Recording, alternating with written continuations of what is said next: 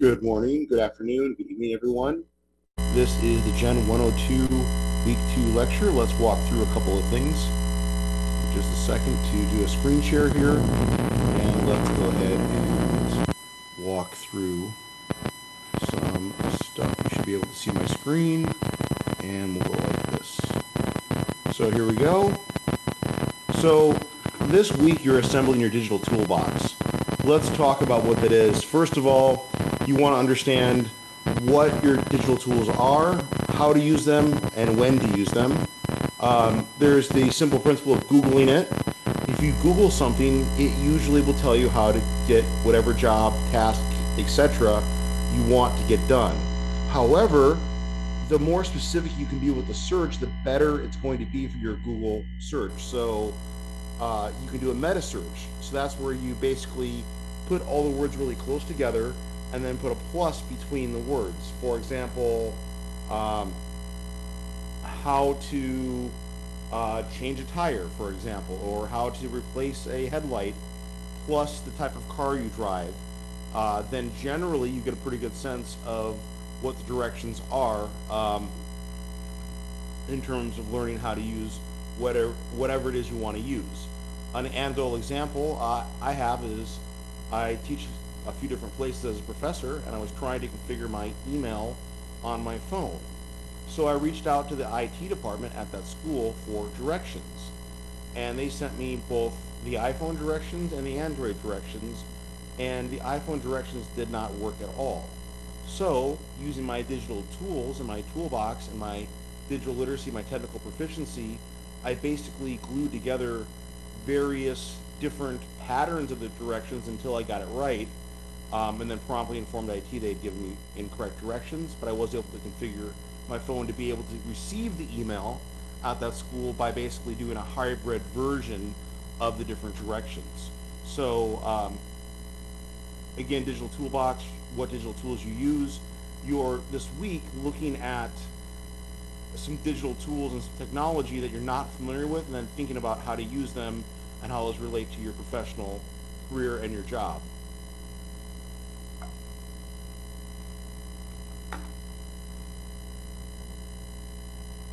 So how does this happen? In terms of when you're Googling stuff to get directions, well, there's an algorithm. And what that is a process that software systems use to sort through massive amounts of input to produce relevant output. In the case of a search engine, the input is a massive index of the internet, past histories of users, and it's trying to sort of predict through analytics the best answer.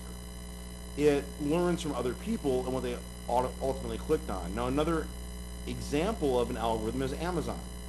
Have you ever gotten up early before work and you ordered something on Amazon, and it was something you really wanted and you did 2-day shipping so that you would get whatever the item was that you ordered really soon? However, when you came home that night, you practically tripped over the package on your front door.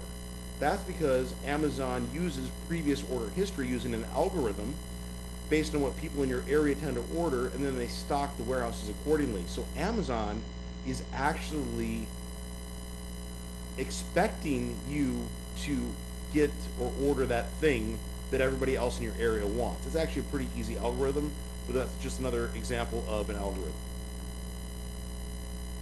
So then we have search engine optimization, or SEO.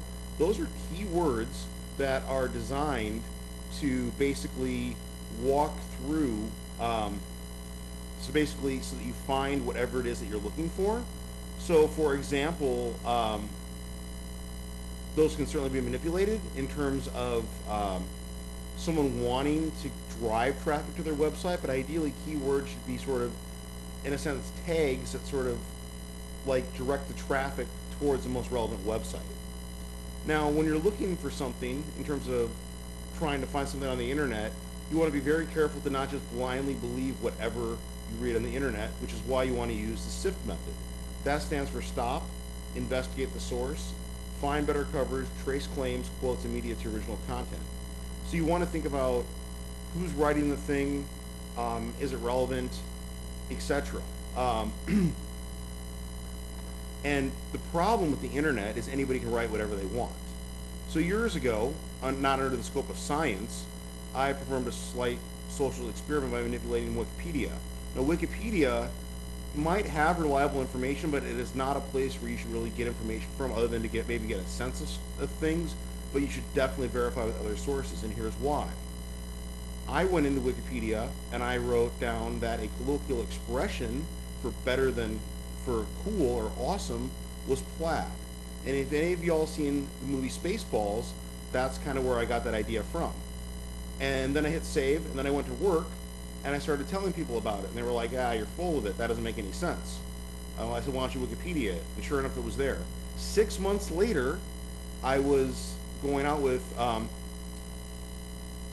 this girlfriend of mine, and she told me the colloquial expression was plaid, and I had invented it, and I was like, actually, no, and I had never even told her, and it just literally gone through the cycle of Wikipedia. So you want to be very careful where you get your information from. That's why you want the SIFT method.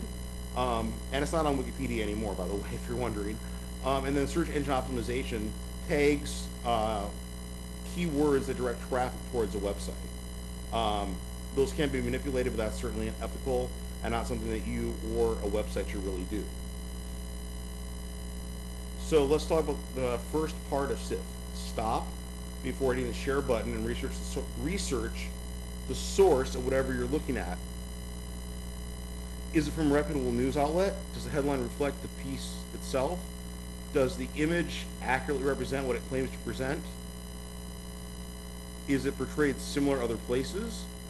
Also, make a decision for yourself with article references, conclusions, etc. In the 40s, the media licensing was required to present both sides of the issue to have a media license on the news. However, due to greed and companies being more and more successful, they're now only required to broadcast whatever they want. They're not required anymore because they lobbied against it for the licenses for the media to present both sides of the issue. They can present one side and it can be slanted. So you really want to use that SIFT method to make sure you're getting accurate information throughout. So Google versus the library.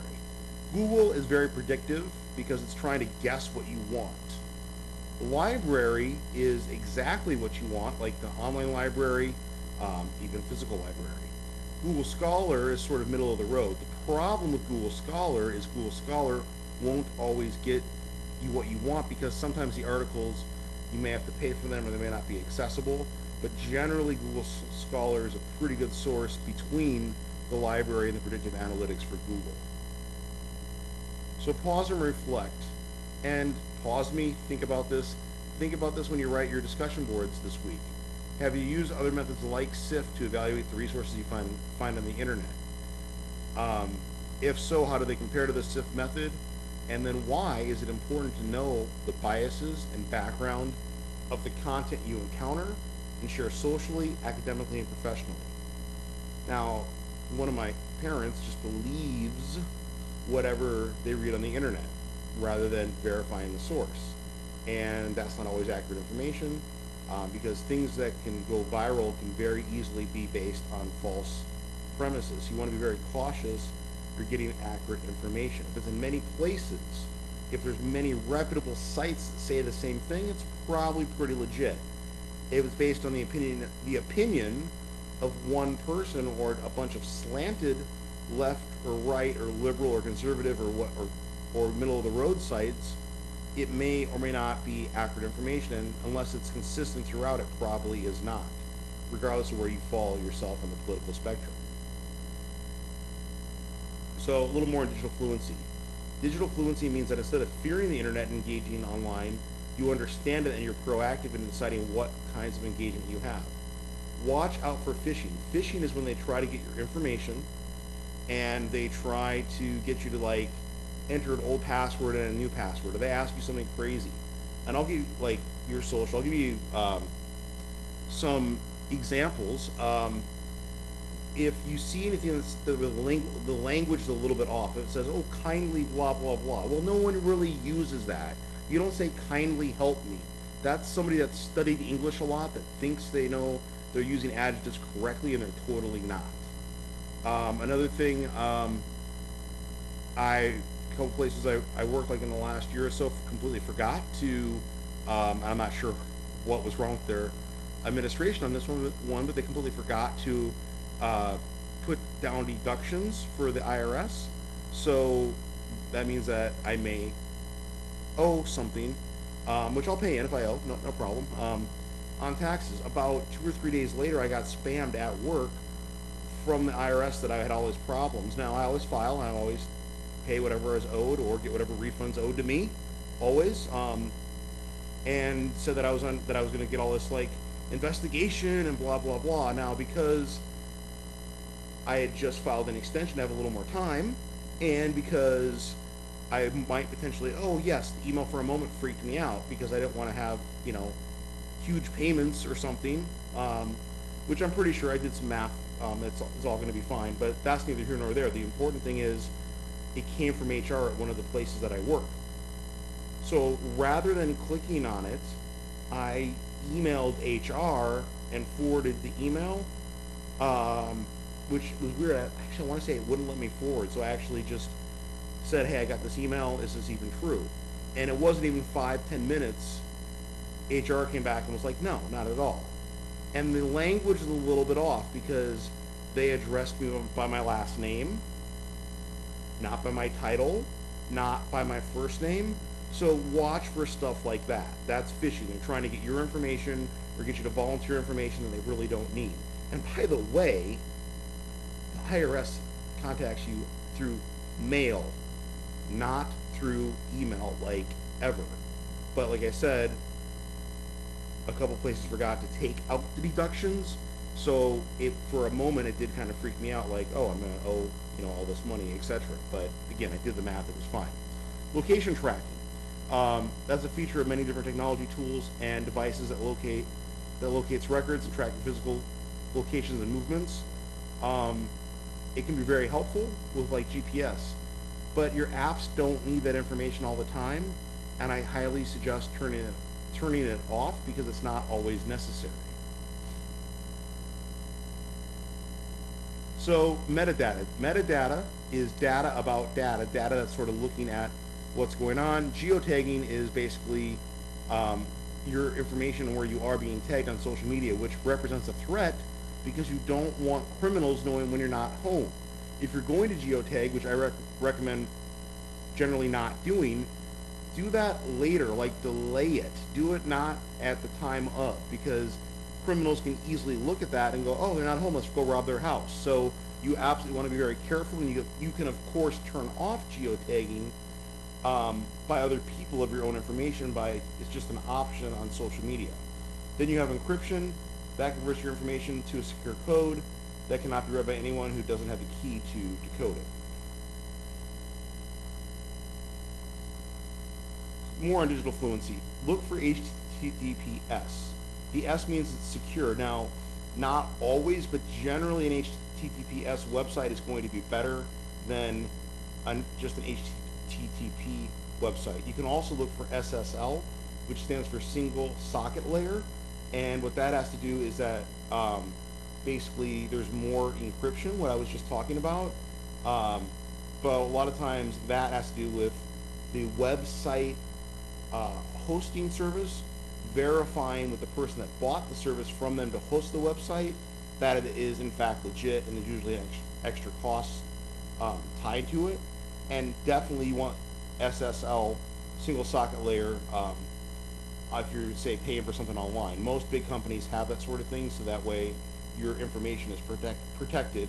And if you're going to buy something online, I recommend, if you have a credit card, use a credit card over a debit card, because of course there's insurance on both sides of things, but it's much easier to deal with replacing credit because that's the money of the bank versus a debit card or a debit money like in your account, because that's your own money.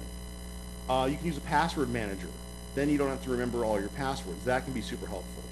A great one is LastPass.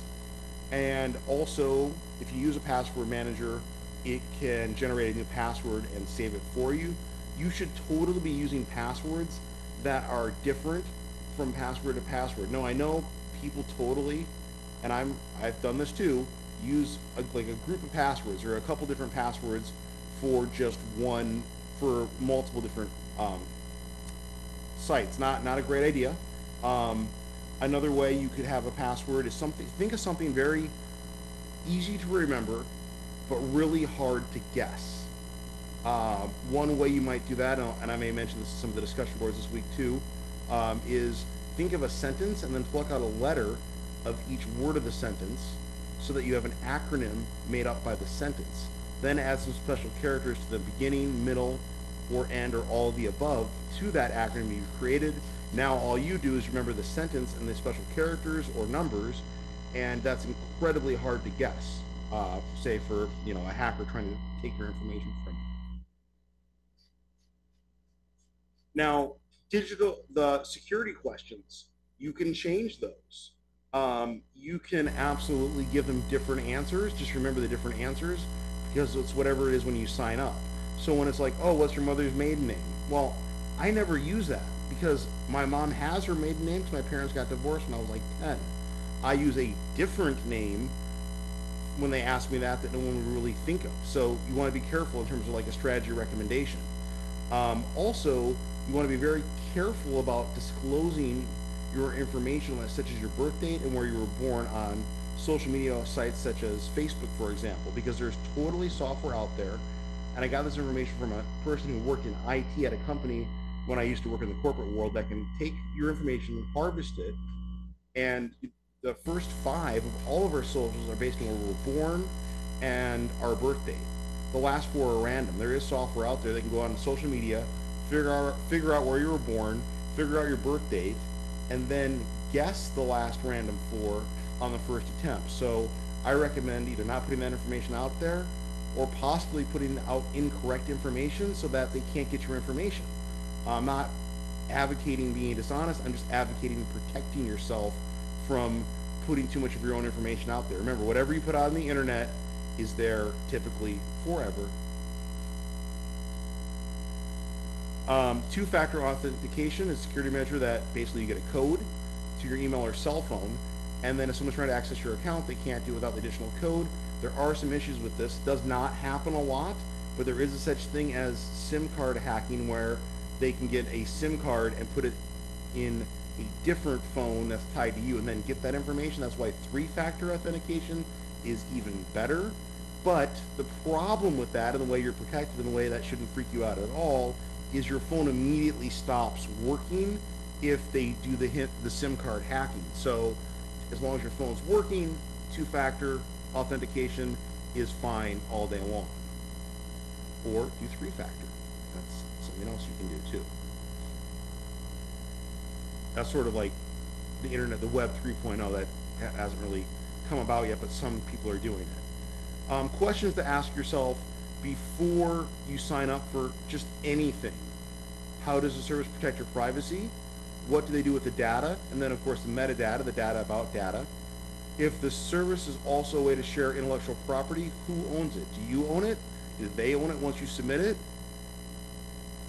Remember, every like or share provides information about your interests, and that information can be passed on to companies for advertising purposes.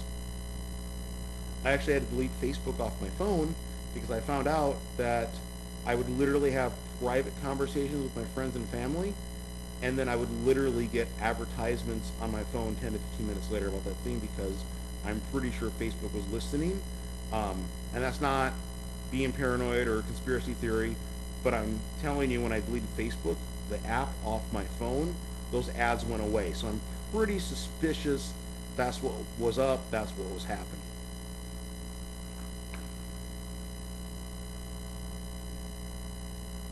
So more on digital literacy. There's the General Data Protection Rights Regulation of the European Union, which provides the citizens with the right to protect their personal data. Now, I actually spoke with someone from Europe about this a few years ago, and the way he explained it to me is you have the right to be forgotten in Europe, which is awesome. I wish we had that right here in America. So if basically a company collects information on you and you find out about it and you don't like them collecting information about you, you send an email and they have to delete all the information that they've been tracking about you. And if they don't, they get fined heavily by the European governments. There is a similar law like that in California, but not the same. Hopefully one day soon, that could be a right we have here in America. Of course, if you want that to happen, the more you rally around that with putting that on ballots, etc., the better chance you have of that thing happening. So, some more things to think about, sort of wrap up here. Know your terms. Terms of service are usually found on the website. A lot of times it's very tempting to scroll through it. I recommend reading it in its entirety.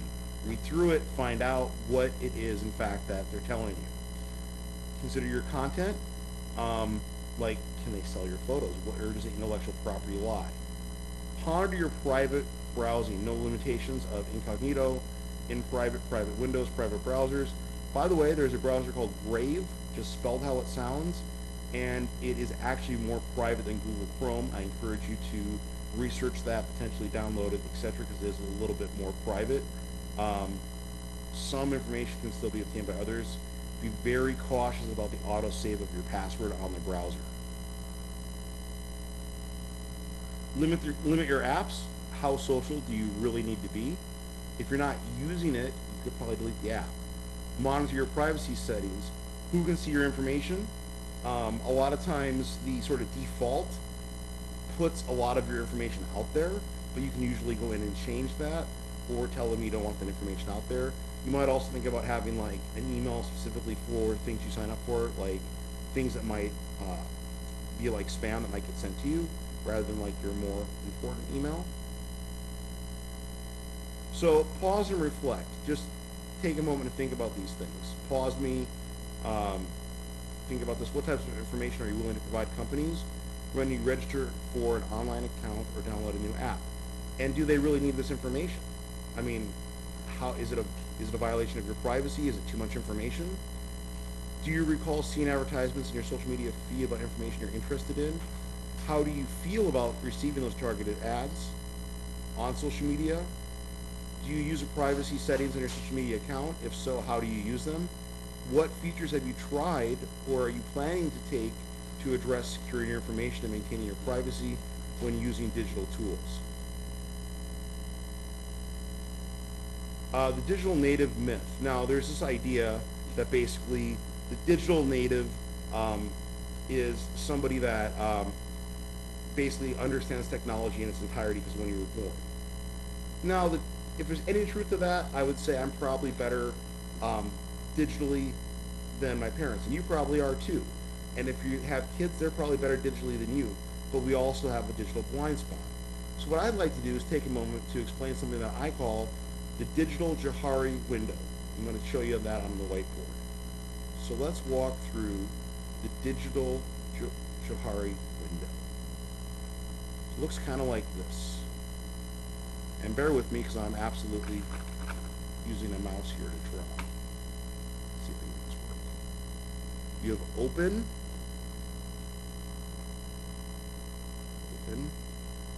then you have blind. Now we're going to primarily talk about your digital blind spot, but I just want to walk you through just sort of a sense of, from the Johari window standpoint, what that can really look like. This would be your hidden.